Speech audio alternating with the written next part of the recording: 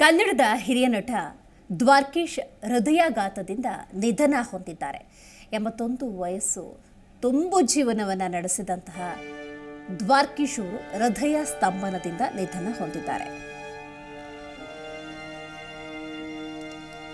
1942 August 19ರಂದು ನಟ ದ್ವಾರಕೀಶ್ ಜನಿಸಿರುತ್ತಾರೆ. ಮೈಸೂರು ಜಿಲ್ಲೆಯ ಹುಣಸೂರಿನಲ್ಲಿ ದ್ವಾರಕೀಶ್ ಜನನವಾಗುತ್ತೆ.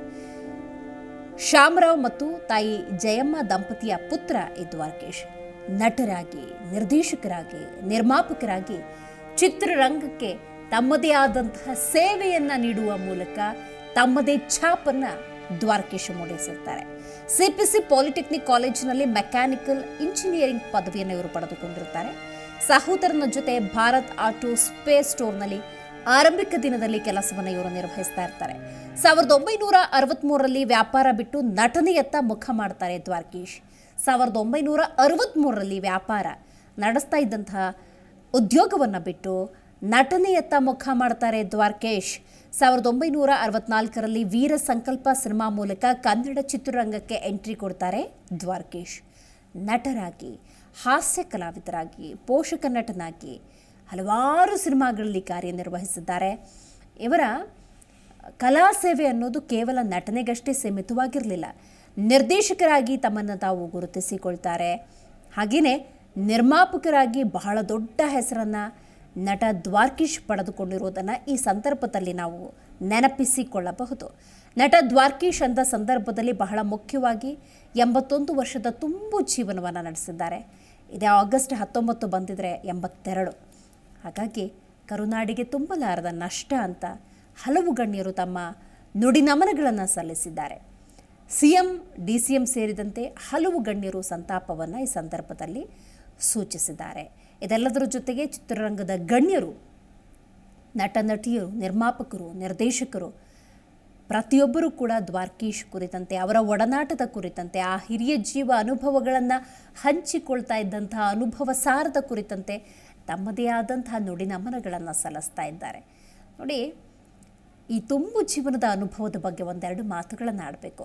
ನೀವು ಜೀ ಕನ್ನಡ ನ್ಯೂಸ್ನ ಪರದೆಯ ಮೇಲೆ ಏನು ಚಿತ್ರಗಳನ್ನು ನೋಡ್ತಾ ಇದ್ದೀರಿ, ಅವೆಲ್ಲ ಹಳೆಯ ಚಿತ್ರಗಳು, ಹಳೆಯ ಫೋಟೋಗಳು. ನೋಡಿ, ಆ ಸಂದರ್ಭದಿಂದ 2024ರ ಈ ಸಂದರ್ಭದವರೆಗೂ ಕೂಡ ಪ್ರತಿಯೊಂದು ಘಟನೆಗಳನ್ನು, ಪ್ರತಿಯೊಂದು ಆಯಾಮಗಳನ್ನು, ಪ್ರತಿಯೊಂದು ಜೀವನವನ್ನು ಅವ್ರು ಕಂಡಿದ್ದಾರೆ, ಅನುಭವಿಸಿದ್ದಾರೆ. ಹಾಗಾಗಿ ಹಿರಿಯರ ಈ ಅನುಭವ ಇದೆಯಲ್ಲ, ಹಿರಿಯರ ಈ ತುಂಬು ಜೀವನ ಇದೆಯಲ್ಲ, ಹಲವರಿಗೆ ಮಾರ್ಗದರ್ಶನವಾಗುತ್ತೆ. ಅದೇನೇ ಇದ್ದರೂ ಕೂಡ ದ್ವಾರಕೀಶ್ ಕನ್ನಡ ಚಿತ್ರರಂಗಕ್ಕೆ ತುಂಬಲಾರದ ನಷ್ಟ. ಹಲವು ಚಿತ್ರಗಳನ್ನು ಇವರು ಕೊಟ್ಟಿದ್ದಾರೆ. ನಿರ್ಮಾಪಕರಾಗಿ, ನಿರ್ದೇಶಕರಾಗಿ, ಹಾಸ್ಯ ಕಲಾವಿದರಾಗಿ, ನಟನಾಗಿ ತಮ್ಮದೇ ಆದಂತಹ ಸೇವೆ. ದ್ವಾರಕೀಶ್ ಪರದೆ ಮೇಲೆ ಬರ್ತಿದ್ದಾರೆ ಅಂದ್ರೇ ಒಂದು ರೀತಿ ಕಣ್ತುಂಬ ನಗು, ಮುಖ ತುಂಬ ನಗು ಕಂಡು ಬರ್ತಾ ಇತ್ತು. ಅಂಥ ಒಂದು ಕಲಾವಿದ ಇವರು ಅಂತ ಹೇಳಿದ್ರೆ ತಪ್ಪಾಗೋದಿಲ್ಲ. ಕನ್ನಡ ಚಿತ್ರರಂಗದ ಹಿರಿಯ ನಟ ದ್ವಾರಕೀಶ್ ಮಂಗಳವಾರ ಅಂದರೆ ಇಂದು ನಿಧನ ಹೊಂದಿದ್ದಾರೆ. ದ್ವಾರಕೀಶ್ ಅವರ ಸಾವು ಚಿತ್ರರಂಗಕ್ಕೆ ತುಂಬಲಾರದ ನಷ್ಟವನ್ನು ಉಂಟು ಮಾಡಿದೆ. ಹಲವರಿಗೆ ಇವರು ಮಾರ್ಗದರ್ಶನವನ್ನು ನೀಡ್ತಾ ಇದ್ರು. ಅದನ್ನು ಕೂಡ ನಾವು ಈ ಸಂದರ್ಭದಲ್ಲಿ ಸ್ಮರಿಸಬಹುದು. ದ್ವಾರಕೀಶ್ ಅವರ ನಿಧನ ವಾರ್ತೆ ತಿಳಿತಾ ಇದ್ದಂತೆ ಕನ್ನಡ ಚಿತ್ರರಂಗದ ಸೆಲೆಬ್ರಿಟಿಗಳು, ಅಭಿಮಾನಿಗಳು ಸಂತಾಪವನ್ನು ಸೂಚಿಸ್ತಾ ಇದ್ದಾರೆ. ಅವರ ಆತ್ಮಕ್ಕೆ ಶಾಂತಿ ಸಿಗಲಿ ಅಂತ ಅಭಿಮಾನಿಗಳು ಕೂಡ ಈ ಸಂದರ್ಭದಲ್ಲಿ ಕೋರಿಕೊಳ್ತಾ ಇದ್ದಾರೆ. ಹಿಂದೆ ಕೂಡ ಹಲವಾರು ವದಂತಿಗಳು ಹಬ್ತಾ ಇತ್ತು, ದ್ವಾರಕೀಶ್ ಇನ್ನಿಲ್ಲ ಅಂತ ಹೇಳಿ. ಆ ಸಂದರ್ಭದಲ್ಲಿ ಸ್ವತಃ ದ್ವಾರಕೀಶ್, ನೋಡಿ ನಿಮ್ಮನೆಯ ದ್ವಾರಕೀಶ್ ಇನ್ನೂ ಬದುಕಿದ್ದಾನೆ ಅಂಥೇಳಿ ಬಹಳ ಲವಲವಿಕೆಯಿಂದ ಒಂದೊಂದು ವಿಡಿಯೋವನ್ನು ಮಾಡಿ ಅವರು ತಮ್ಮ ಅನುಭವಗಳನ್ನು ಹಂಚಿಕೊಳ್ತಾ ಇದ್ರು. ನೋಡಿ, ಇಂಥ ಸುದ್ದಿಗಳು ಬರ್ತಾ ಇರುತ್ತೆ, ಬಟ್ ನೋಡಿ ನಾನು ಇನ್ನೂ ಜೀವಂತವಾಗಿದ್ದೀನಿ, ನಿಮ್ಮನೆ ದ್ವಾರಕೀಶ್ ನಾನು ಅಂತ ಹಲವಾರು ಬಾರಿ ಅವರು ವಿಡಿಯೋವನ್ನು ಮಾಡಿ ಹರಿಬಿಡ್ತಾ ಇದ್ರು. ಆ ಸಂದರ್ಭದಲ್ಲಿ ಇವತ್ತು ಕೂಡ ಸುದ್ದಿ ಬರ್ತಾ ಇದ್ದಂತೆ ಇನ್ನೂ ದ್ವಾರಕೀಶ್ ಬದುಕಿದ್ದಾರೇನೋ, ಇದೇನಾದರೂ ವದಂತಿ ಇರಬಹುದಾ, ಈ ರೀತಿಯ ಒಂದು ವಾತಾವರಣದ ನಡುವೆ ಅಧಿಕೃತ ಮಾಹಿತಿಯೇ ಬಂತು ದ್ವಾರಕೀಶ್ ಏನಿಲ್ಲ ಅಂತ ಹೇಳಿ. ಸೊ ಇದಕ್ಕೆ ಸಂಬಂಧಪಟ್ಟಂತೆ ಹಲವು ಗಣ್ಯರು ಈ ವಿಚಾರ ತಿಳಿತಾ ಇದ್ದಂತೆ ಸಂತಾಪವನ್ನು ಸೂಚಿಸಿದ್ದಾರೆ, ತಮ್ಮ ನುಡಿನಮನವನ್ನು ಸಲ್ಲಿಸಿದ್ದಾರೆ. ನೋಡಿ, ರಾತ್ರಿ ಸಂದರ್ಭದಲ್ಲಿ ಆಗಿದೆ, ಸ್ವಲ್ಪ ಲೂಸ್ ಮೋಷನ್ ಆಗಿದೆ. ಅವರ ಆರೋಗ್ಯದಲ್ಲಿ ಕೊಂಚ ವೈಪರೀತ್ಯ ಇತ್ತು. ಹಲವಾರು ದಿವಸಗಳಿಂದ ಆರೋಗ್ಯದಲ್ಲಿ ಸಮಸ್ಯೆಯನ್ನು ಎದುರಿಸ್ತಾ ಇದ್ದರು. ಕಾರಣ ಅವರ ವಯಸ್ಸು.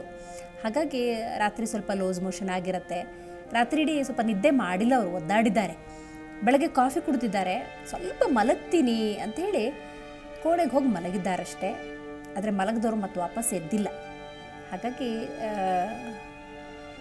ಡಾಕ್ಟರವರು ಪರೀಕ್ಷೆ ಮಾಡಿದ ಸಂದರ್ಭದಲ್ಲೂ ಕೂಡ ಮಲಗಿದ್ದಾಗಲೇ ಒಂದು ಹೃದಯ ಸ್ತಂಭನ ಆಗಿರುತ್ತೆ. ಇಳಿ ವಯಸ್ಸು ಕೂಡ ಆಗಿದ್ದರಿಂದಾಗಿ ಆ ನೋವನ್ನು ತಡೆದುಕೊಳ್ಳುವಂತಹ ಶಕ್ತಿ ಆ ದೇಹಕ್ಕೆ ಇರಲಿಲ್ಲ. ಹಾಗಾಗಿ ಒಂದು ಸಹಜ ಸಾವನ್ನು ಅನುಭವಿಸಿದ್ದಾರೆ ದ್ವಾರಕೀಶ್ ಅಂತ ಈ ಸಂದರ್ಭದಲ್ಲಿ ಹೇಳಬಹುದು. ಬಹಳ ಮುಖ್ಯವಾಗಿ ಸಾವು ಅಂದಾಗ ಅದನ್ನು ನಾವು ಪ್ರಮೋಷನ್ ಅಂತ ಕರಿತೀವಿ. ಇದನ್ನು ನಾವು ಅರ್ಥ ಮಾಡಿಕೊಳ್ಬೇಕು. ತುಂಬ ಜೀವನವನ್ನು ಇವರು ನಡೆಸಿದ್ದಾರೆ ನೋಡಿ. ಸಾವುಗಳು ಹೇಗೆ ಬೇಕಾದರೂ ಸಂಭವಿಸಬಹುದು. ಅಂಥ ನರಳಾಟಗಳಿಲ್ಲದೆ ತೀರಾ ಸಹಜವಾಗಿ ಮಲಗಿದ್ದಾಗಲೇ ಪ್ರಾಣ ಬಿಡುವಂತಹ ಯೋಗ ಇದೆಯಲ್ಲ, ಅದು ಕೂಡ ಯಾರಿಗೂ ಸಿಗೋದಿಲ್ಲ. ಈ ಆಯಾಮದಲ್ಲೂ ಕೂಡ ಹಲವರು ಮಾತಾಡ್ತಾ ಇದ್ದಾರೆ. ನಾವು ಅದನ್ನು ಕೂಡ ಈ ಸಂದರ್ಭದಲ್ಲಿ ನೆನಪಿಸ್ಕೊಳ್ಬೇಕು.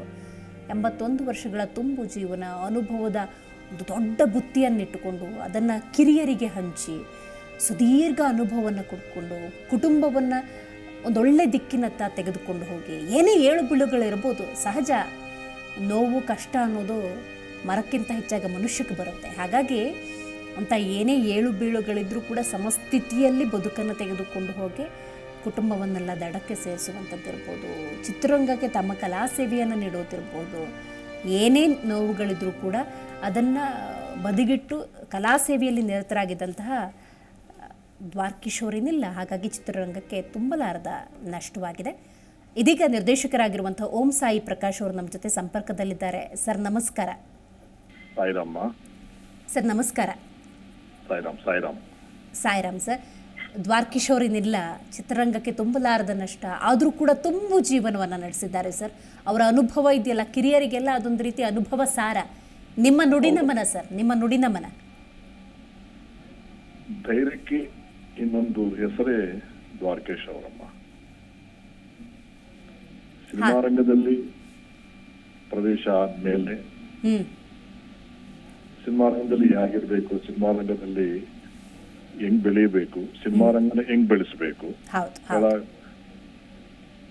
ಆರ್ಟಿಸ್ಟ್ಗಳಿಗೆ ಹೆಂಗೆ ಎಂಕರೇಜ್ ಮಾಡಬೇಕು, ಟೆಕ್ನಿಷಿಯನ್ ಹೆಂಗೆ ಎಂಕರೇಜ್ ಮಾಡಬೇಕು, ಇದೆಲ್ಲವನ್ನು ಅವರು ತುಂಬಾ ಪ್ರಾಕ್ಟಿಕಲ್ ಆಗಿ ಒಂದು ಎಕ್ಸಾಂಪಲ್ ಕೊಟ್ಟಿದ್ದಾರೆ ಅವ್ರ ಜೀವನದಲ್ಲಿ.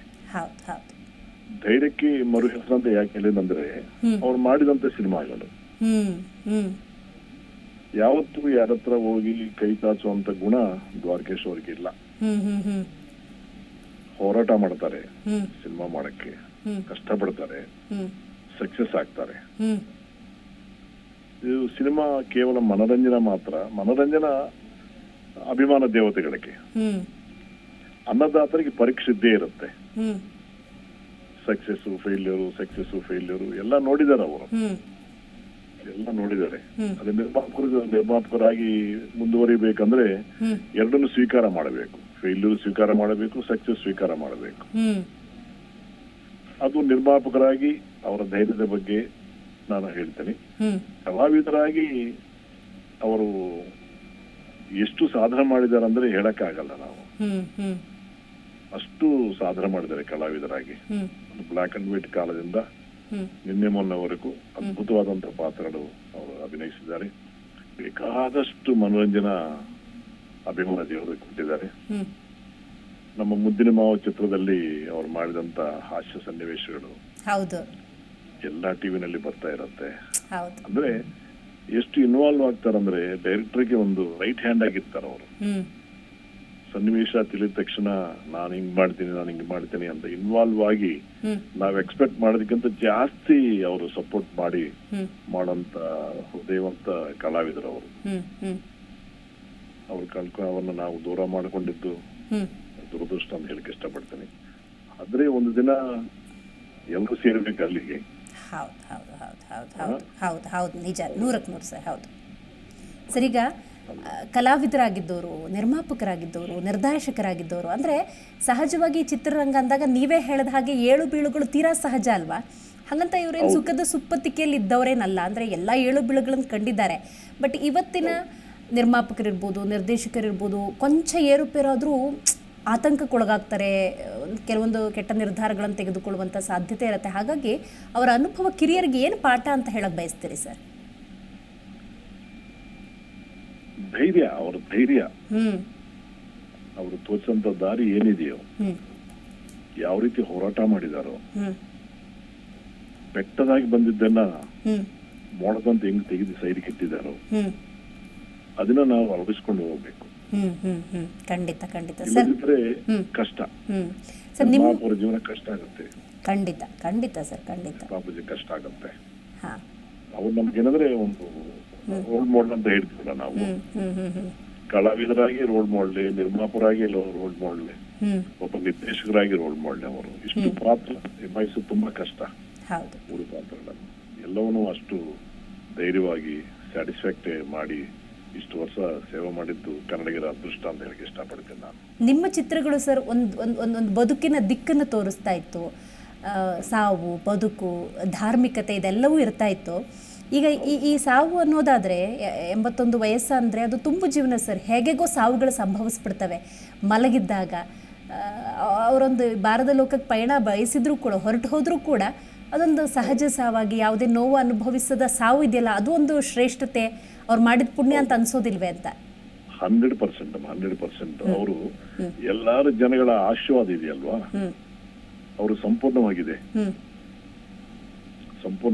ಯಾಕಂದ್ರೆ ಅವ್ರು ಅಷ್ಟು ಸೇವೆ ಮಾಡಿದ್ದಾರೆ ಕನ್ನಡ ಚಿತ್ರರಂಗಕ್ಕೆ, ಅಷ್ಟು ಸೇವೆ ಮಾಡಿದ್ದಾರೆ. ಅದರಿಂದ ಜನಗಳ ಆಶೀರ್ವಾದದಿಂದ ಇಷ್ಟು ವರ್ಷ ಅಷ್ಟು ಆರೋಗ್ಯವಾಗಿ ಆನಂದವಾಗಿ ಇವತ್ತು ಸಾವನು ಅವ್ರು ಕಷ್ಟಪಟ್ಟೇನು ಇದು ಮಾಡಲಿಲ್ಲ ಅಲ್ವಾ ಸರ್? ಹೌದು, ಖಂಡಿತ ಸರ್. ಸುಖವಾದ ಇದನ್ನ ಅದು ದೇವರ ಅವರು ರಾಯನ ತುಂಬಾ ಇಷ್ಟಪಡ್ತಾರೆ. ರಾಘವೇಂದ್ರ ಸ್ವಾಮಿ ತುಂಬಾ ಇಷ್ಟಪಡ್ತಾರೆ ಅವರು. ಅವರೇ ರಾಯರ ಮೇಲೆ ಇಟ್ಕೊಂಡಿದ್ದಾರೆ. ಆ ರಾಯರ ಆಶೀರ್ವಾದ ಅವ್ರಿಗೆ ಸಂಪೂರ್ಣವಾಗಿದೆ. ಅದೆಲ್ಲವನ್ನೂ ನಮ್ಮ ಜೀವನದಲ್ಲಿ ವರ್ಕೌಟ್ ಆಗತ್ತಮ್ಮ. ದೇವರ ಆಶೀರ್ವಾದ, ಪ್ರಜೆಗಳ ಅಭಿಮಾನ ಎಲ್ಲವನ್ನೂ ವರ್ಕೌಟ್ ಆಗತ್ತೆ ನಮ್ಗೆ. ಸಂಪೂರ್ಣವಾಗಿ ರಾಯರ ಆಶೀರ್ವಾದ ಇದೆ. ಅಭಿಮಾನ ದೇವತೆಗಳ ಅಭಿಮಾನವೂ ಸಂಪೂರ್ಣವಾಗಿದೆ. ಇಂಡಸ್ಟ್ರಿಯಲ್ಲಿ ಯಾರೂನು ಅವ್ರ ಬಗ್ಗೆ ಒಂದು ಮಾತಾಡಕ್ಕೆ ಧೈರ್ಯ ಇಲ್ಲ ಕೆಟ್ಟದಾಗಿ. ಖಂಡಿತ ಸರ್, ಖಂಡಿತ. ಆ ಥರ ಬೆಳೆದು ಬಂದವರು ನಮ್ಮ ದ್ವಾರಕೇಶ್ ಅವರು. ಆಯ್ತು ಸರ್, ರೈಟ್ ಸರ್, ಆಯ್ತು ಸರ್. ಸಾಯಿ ಪ್ರಕಾಶ್ ಅವರು ಜಿ ಕನ್ನಡ ನ್ಯೂಸ್ ಜೊತೆಗೆ ತಮ್ಮ ನುಡಿನಮನವನ್ನು ದ್ವಾರಕೀಶ್ ಅವರಿಗೆ ಸಂಬಂಧಪಟ್ಟಂತೆ ತಿಳಿಸ್ಕೊಟ್ಟಿದ್ದಾರೆ. ದ್ವಾರಕೀಶ್ ಅಂದ ಸಂದರ್ಭದಲ್ಲಿ ಹೀಗೆ ಯಾಕಂತ ಹೇಳಿದ್ರೆ ತುಂಬು ಜೀವನವನ್ನು ನಡೆಸಿದ್ದಾರೆ. ನಟರಾಗಿ, ನಿರ್ಮಾಪಕರಾಗಿ, ನಿರ್ದೇಶಕರಾಗಿ, ಹಾಸ್ಯ ಕಲಾವಿದರಾಗಿ. ನೋಡಿ, ದ್ವಾರಕೀಶ್ ಅವರು ಪರದೆ ಮೇಲೆ ಬರ್ತಿದ್ದಾರೆ ಅಂತ ಹೇಳಿದ್ರೆ ಅಲ್ಲಿದ್ದಂತಹ ಅಭಿಮಾನಿಗಳಿರ್ಬೋದು, ಚಿತ್ರರಂಗದ ಬಹಳಷ್ಟು ಮಂದಿ ಏನು ಸಿನಿಮಾ ನೋಡ್ತಿದ್ರು ಅಥವಾ ಒಂದು ನಾಟಕ ನೋಡ್ತಿದ್ರು ಕೂಡ ಆ ಸಂದರ್ಭದಲ್ಲಿ ನಗು ಬರ್ತಾಯಿತ್ತು. ನೋಡಿ, 81 ವರ್ಷದ ತುಂಬು ಜೀವನವನ್ನು ನಡೆಸಿದಂತಹ ವ್ಯಕ್ತಿ ಮಲಗಿದ್ದಲ್ಲೇ ಚಿರನಿದ್ರೆಗೆ ಜಾರಿದ್ದಾರೆ.